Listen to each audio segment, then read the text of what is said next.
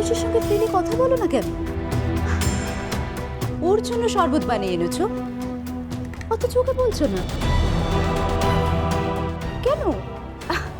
ওকে তো জিজ্ঞেস করতে পারতে, আয়ুষ তুমি খাবে? ভুল হয়ে গেছে, আর হবে না। তুমি কি শরবত খাবে? না। ঠিক আছে। আরে না, দাঁড়া দাঁড়া দাঁড়া। বারবার ছুটে ছুটে যাও কোথায়? হ্যাঁ, এখানে একটু দাঁড়াও না। এত তাড়া কিসের তোমার? কেন? ও এখানে দাঁড়িয়ে কি করবে?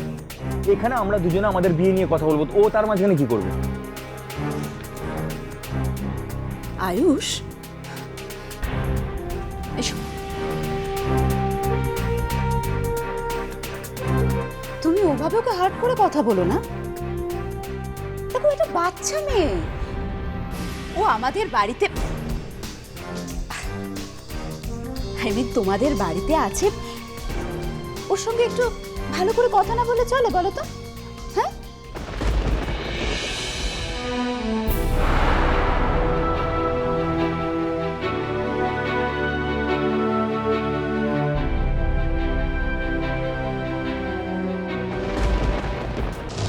তুতু, আমি তোমাকে এখানে কেন দাঁড়াতে বলেছি তার একটা কারণ আছে। ওয়েট,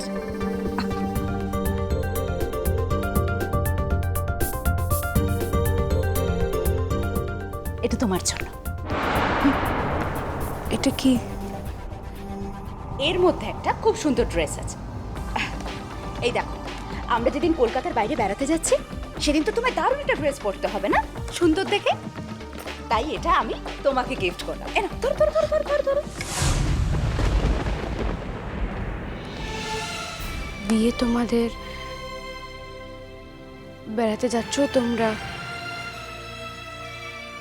এখন তো তোমরা ভালো ড্রেস পরবে, আমার লাগবে না এসব।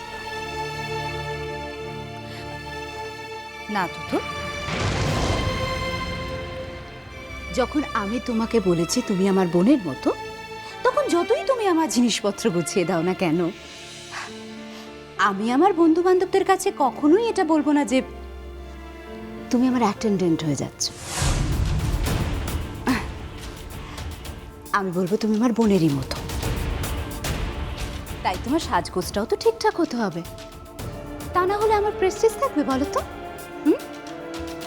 ও, এই শোনো না তুতুল, একটা কথা তোমাকে আমার আগেই বলা উচিত ছিল, বলা হয়নি, আর এর জন্য আমি মায়ের কাছ থেকে খুব বকুনি খেয়েছি জানো তো। মা আমাকে বলছে তোমার সাংসারিক বুদ্ধি কবে হবে। বলছি কি, তুমি তো আমার সঙ্গে আউটডোরে যাচ্ছ না, কলকাতার বাইরে, এর জন্য তুমি এক্সট্রা অ্যালাউন্স পাবে। কি? বারে, তুমি আমার সঙ্গে যাবে তার কোনো দাম নেবে না? তা আবার হয় নাকি তুতু? এই জানো, কত মেয়ে না নিজে রোজগার করে পড়াশোনার খরচা চালায়। তুমিও টাকা পয়সা জমিয়ে নিজের পড়াশোনা খরচা নিজেই চালাবে, তাহলে তো আর আয়ুষের থেকে তোমাকে টাকা নিতে হবে না।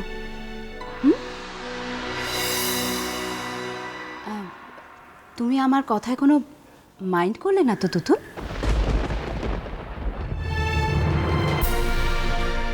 এটাই তো তুমি চেয়েছিলে সাহেবভূত। এইভাবে নিজেকে আর আমাকে ছোট করাই তো তোমার পণ ছিল। মিটেছে তোমার শখ? শান্তি হয়েছে তো তোমার? তোমার সামনে তোমার হবু বউ আমাকে এই কথাগুলো বললো, কই কোনো প্রতিবাদ করলে না তো তুমি? বললে না তো যে তুতুলের লেখাপড়ার সব ভার আমার? তার মানে তুমিও এটাই চাও, তাই তো? তাহলে কেন বলেছিলে সেদিন যে অধিকার আমার তো অন্য কাউকে দিও না? কেন বলেছিলে বলো, কেন বলেছিলে?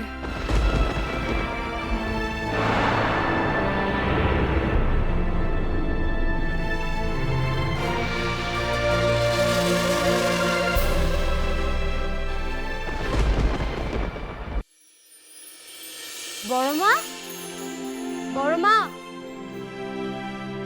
বড় মা। ও তুতুল দিদি, বড় বৌদি তো ওপরে। আচ্ছা ঠিক আছে, তুমি এটা রাখো, বাড়িমা পাঠালো। এটা কি আছে গো?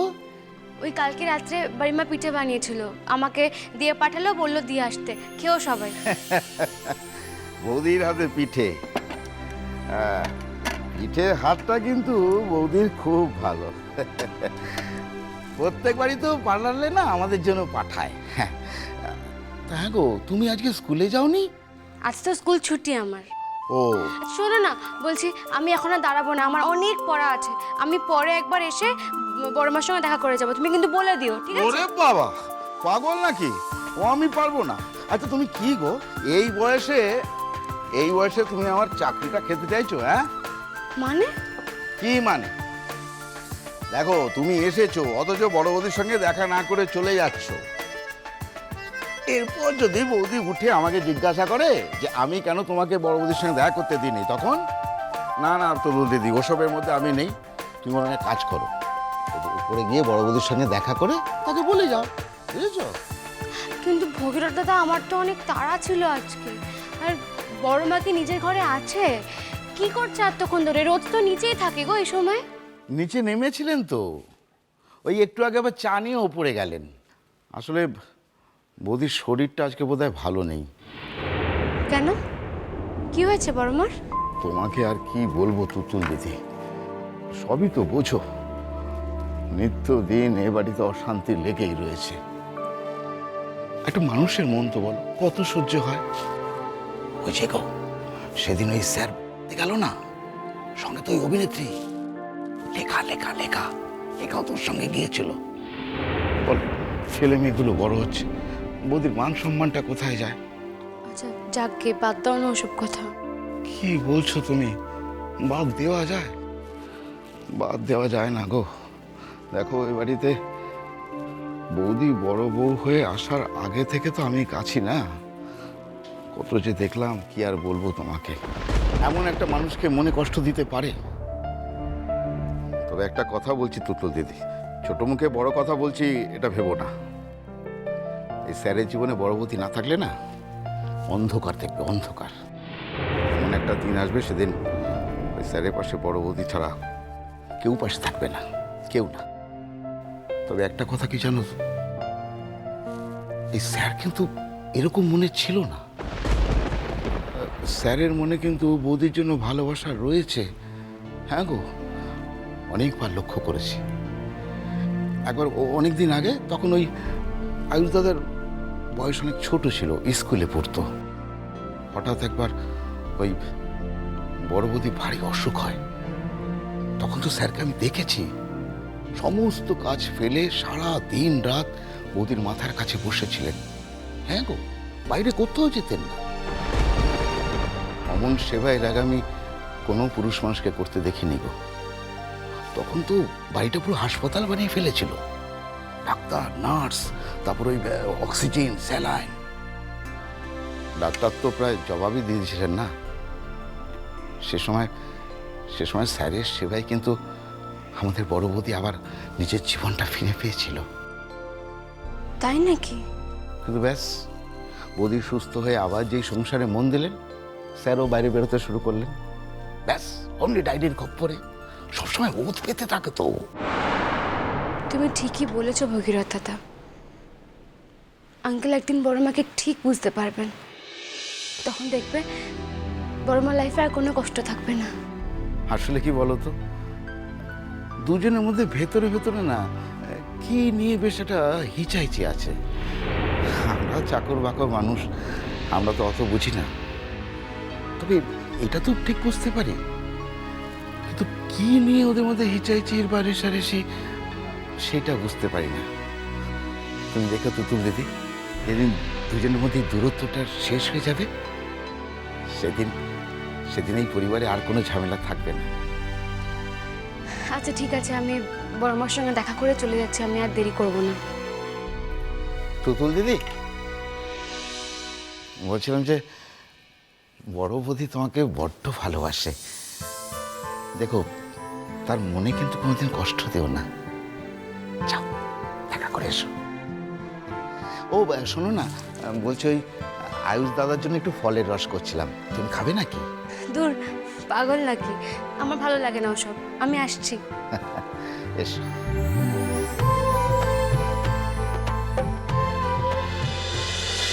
আপনারা?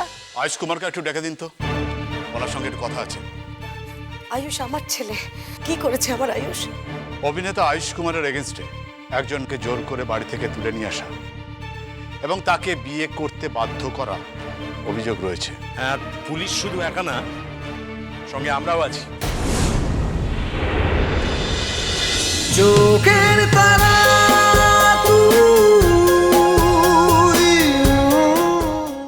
স্টার জলসার প্রিয় শো দেখার জন্য সাবস্ক্রাইব করুন আমাদের ইউটিউব চ্যানেলে এবং আপডেটেড থাকার জন্য প্রেস করুন বেল আইকন। চলো চলো চলো চলো পাল্টাই।